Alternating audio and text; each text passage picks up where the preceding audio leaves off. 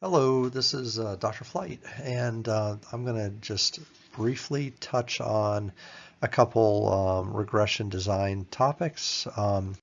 Actually, just a few here. We'll mention a few things about sample size, and then some of the elements of the variables that can be used in a regression. So, sample size for multiple regression needs to be greater than, you need to have enough degrees of freedom. So your sample size needs to be larger than the number of independent variables that you have. But moreover, for statistical analysis, you really want to strive for a minimum of 30 to 40 observations. However, the more, the better in general, and like any other statistical method, sample size could be used the 5-to-1 rule, um, but um, but a greater ratio is certainly not out of the question. So a 15 to 20 to 1 when we're talking about independent variables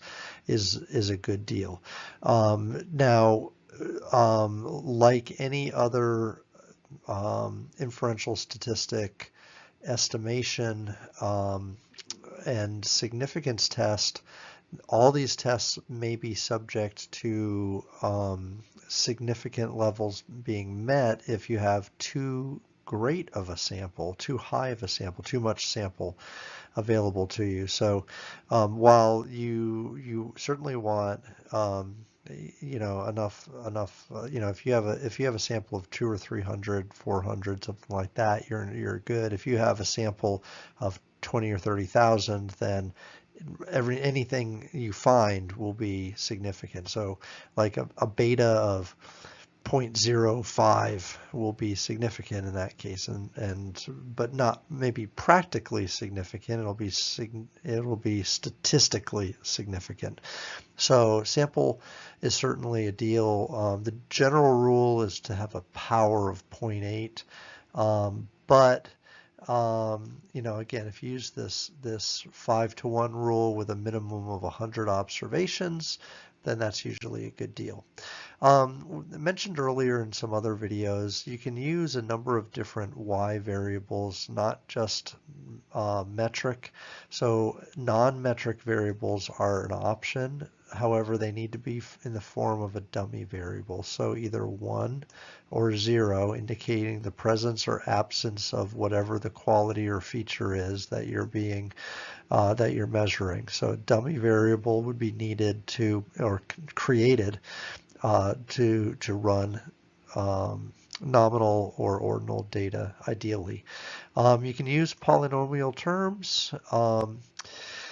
So like squares and cubes can certainly be used, and they would help us identify curvilinear relationships. So quadratics and cubics, polynomials could be used if needed. Again, this it extends or again further suggests the robustness of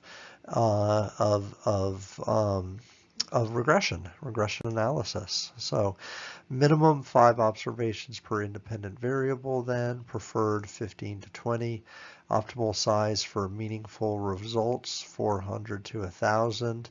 Nonlinear data is a challenge. However, the relationship between independent and dependent variables could be nonlinear. So don't confuse nonlinearity a little bit. Make sure that you're thinking the relationship between X and Y could be nonlinear, if that's what you're looking at, like that. However, we need to address that in the model itself in order to be able to account for that. We could also use dummy variables, and dummy variables are actually very, very interesting to use. The beta is the direct effect that so the beta, that coefficient that is estimated, is actually the direct effect of the factor that, or the dummy variable that you're actually using. So lots of mediators and moderators, which we'll talk about at another time, are a possibility too. So designing the research, then you want to check a couple of these things. However, if you're doing basic research, or if you're following the steps of basic research, these things are going to take care of themselves in most cases. Okay, so again, short and sweet, we're just talking a little bit about some design issues here in multivariate